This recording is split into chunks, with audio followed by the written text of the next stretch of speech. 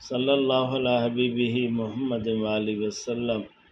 سعادت الدارین میں ہے کہ شیخ ابو المواہب شاذلی علیہ رحمہ فرماتے ہیں کہ میں نے حضور اکرم صلی اللہ علیہ وسلم کو خواب میں دیکھا، آپ نے میرے منہ پر بوسہ دیا، آپ نے ارشاد فرمایا میں ہر اس شخص کو چومتا ہوں، میں بوسہ دیتا ہوں جو شخص دن کو اور رات کو 1000 مرتبہ درود شریف پڑھتا ہے۔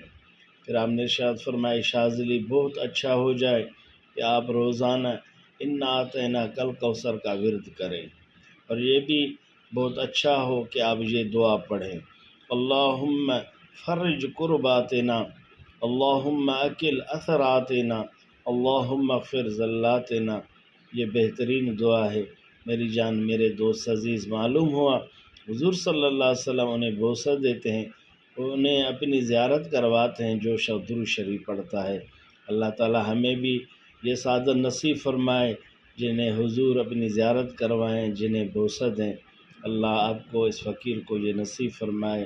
آئیں سب مل کر بار بار حضور پر درود شریف پڑھا کریں۔